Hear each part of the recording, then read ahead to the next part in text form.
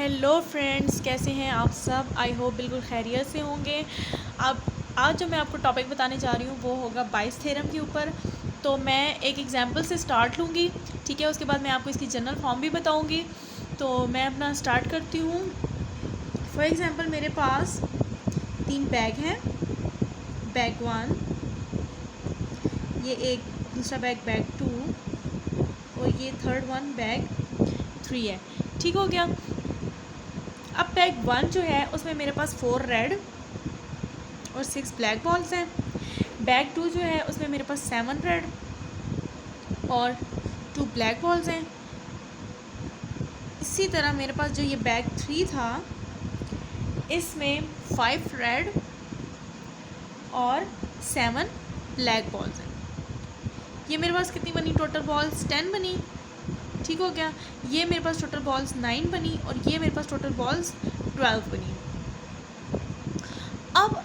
अब देखें, अगर मैं फॉर एग्ज़ाम्पल लेट्स सपोज मैं बोलती हूँ कि मुझे बैग थर्ड में से रेड बॉल की प्रोबेबिलिटी फाइंड आउट करनी है। क्या फाइंड आउट करना है मुझे थर्ड बैग में से रेड की प्रोबेबिलिटी फाइंड आउट करनी है। तो देखिए मैं इजीली कर सकती हूँ ना कि यहाँ पर रेड की प्रोबेबिलिटी 5 है और टोटल कितनी है 12। तो मैं कह देती हूँ मेरे पास यहाँ पे इसकी प्रोबेबिलिटी 5/12 है, यानी favourable outcome divided by possible outcome. अगर इसी को मैं बाइस थ्योरम में अगर चेंज करूँ तो मैं अगर ये कहूँ कि मुझे चाहिए रेड बॉल, लेकिन क्या पॉसिबिलिटी है कि वो बैग थर्ड में से होगी, तो ये चीज़ मुझे फाइंड आउट करनी ही होगी। क्योंकि देखें रेड बॉल तो बैग 1 में भी है, रेड बॉल तो बैग 2 में भी है और रेड बॉल तो बैग 3 में भी है। तो बाइस थ्योरम हम वहाँ पे यूज़ करते हैं जहाँ पर हमें इवेंट तो हो चुका हो, ठीक है, ऑलरेडी डन हो चुका हो, इवेंट ऑलरेडी अकर्ड हो चुका हो, ठीक है, अकर्ड इवन हो, लेकिन हमें उसका सोर्स फाइंड आउट करना हो। जहाँ तो सोर्स फाइंड आउट करने के लिए हम बाइस थ्योरम यूज़ करते हैं। अब मैं इसको बाइस थ्योरम में अगर चेंज करना चाहूँ तो मैं कैसे करूँगी कि देखो मैंने आपको कहा था कि इसको हम चेंज कर लेते हैं। कैसे, ये रेड बाद में जो थर्ड बैग है रेड बॉल, मैंने कहा था रेड बॉल फाइंड आउट करनी है कि वो क्या सोर्स क्या पॉसिबिलिटी है कि वो थर्ड बैग में से हो। तो मैं क्या करूँगी, मैं इसको चेंज कर दूँगी।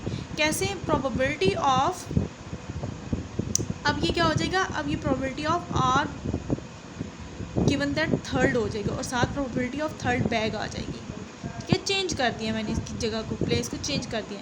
और नीचे ये तो फेवरेबल हमारे पास आ गया, फेवरेबल आउटकम आ गया। और पॉसिबिलिटीज़ हमारे पास यहाँ पर क्या होगी कि क्या पॉसिबिलिटी है कि जो रेड बॉल है, ठीक है, वो फर्स्ट बैग में से होगी और साथ probability of first bag find out पता होनी चाहिए, plus probability of red ball second bag में से होगी, ठीक है, और साथ प्रोबेबिलिटी ऑफ सेकंड बॉल भी, प्लस क्या प्रोबेबिलिटी है कि रेड बॉल जो है वो थर्ड में से होगी, ठीक है, और साथ प्रोबेबिलिटी ऑफ थर्ड बैग बतानी है।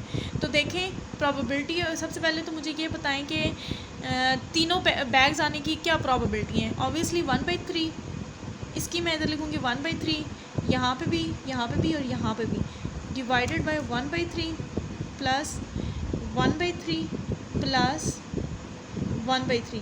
अब हमने इसकी प्रोबेबिलिटीज़ निकालनी है कि रेड बॉल जो है, क्या प्रोबेबिलिटी है कि रेड बॉल थर्ड में से हो, तो कितनी है जी, 5/12।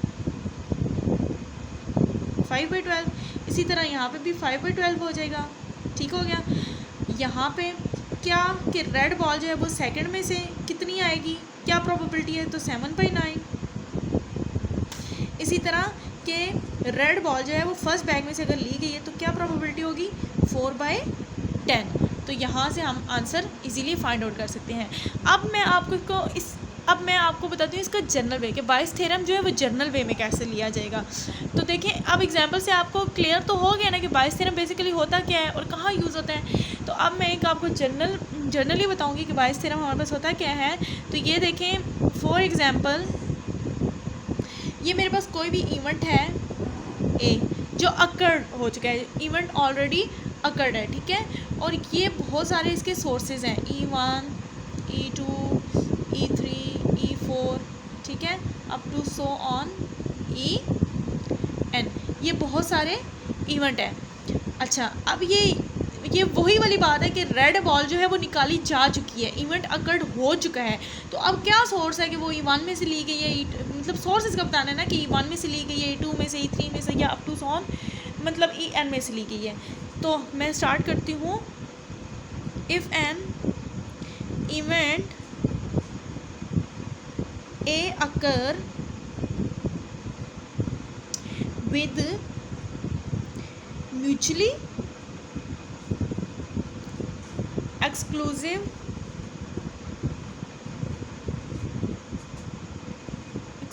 and exhaustive event,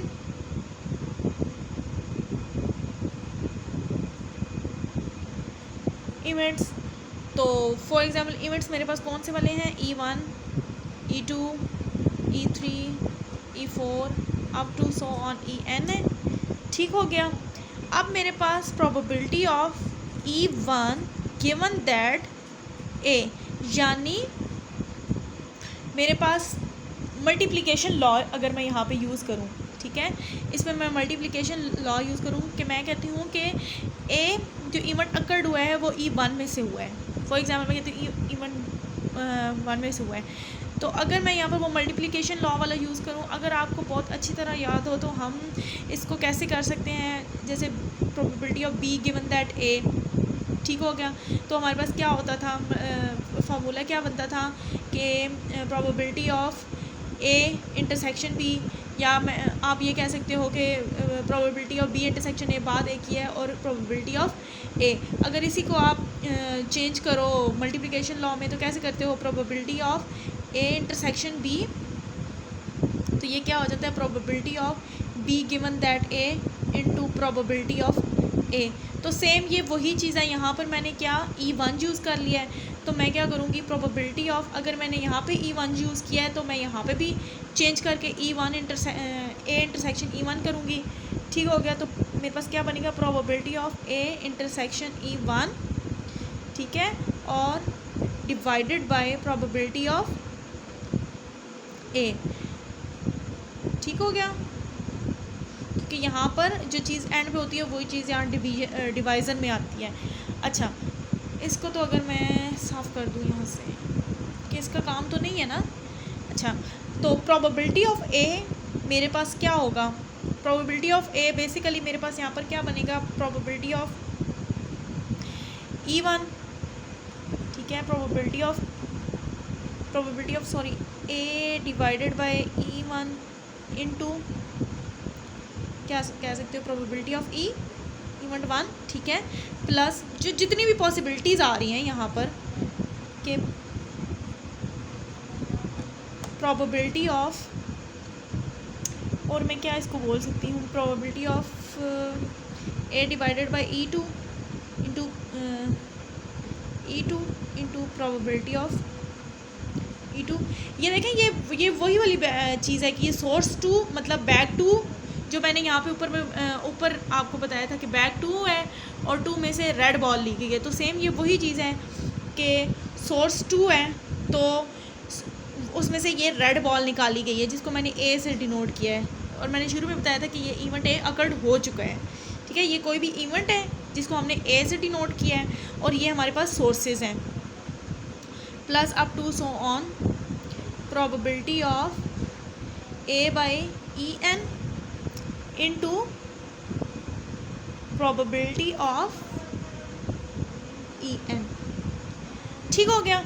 अच्छा, अब इसी को अगर मैं जनरल फार्मूला बताना चाहूँ तो मैं कैसे बताऊँ, लिखूँगी probability of E1 given that A, क्योंकि देखिए हमने ये फाइंड आउट करना था ना कि जो ए इवेंट अकर्ड हुआ है वो E1 में से लिया गया है। ठीक हो गया।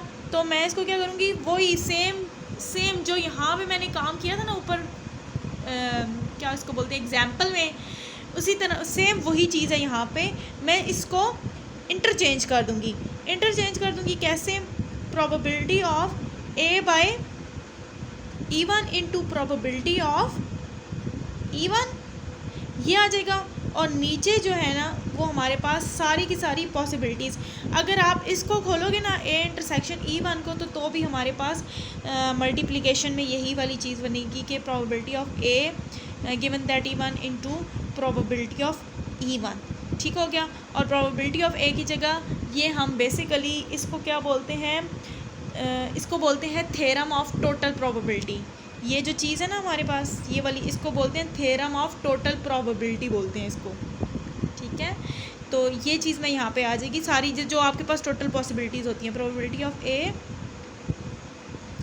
ए बाई E1, ठीक हो गया, into probability of E1 plus probability of A given that E2 into probability of E2 plus up to so on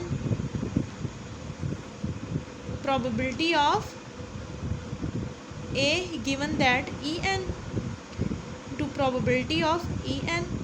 तो ये जो डिनोमिनेटर है हमारा ये क्या कहलाता है, ये बेसिकली हमारे पास थ्योरम ऑफ टोटल प्रोबेबिलिटी कहलाते हैं। ठीक है, थ्योरम ऑफ टोटल प्रोबेबिलिटी कहलाते हैं। आई होप आपको आज की वीडियो समझ आई होगी। थोड़ी सी राइटिंग जो है वो मेरी गंदी है, लेकिन आई होप आपको समझ आ गई होगी जो मैंने अभी आपको बताया है। और अगर आपको मेरी वीडियो पसंद आई है और आपको इससे बहुत हेल्प इंशाल्लाह मिलेगी, ठीक है, तो अगर आपको मेरी वीडियो पसंद आई है तो प्लीज़ मेरी वीडियो को लाइक कर दें और मेरे चैनल को सब्सक्राइब कर दें। Thank you.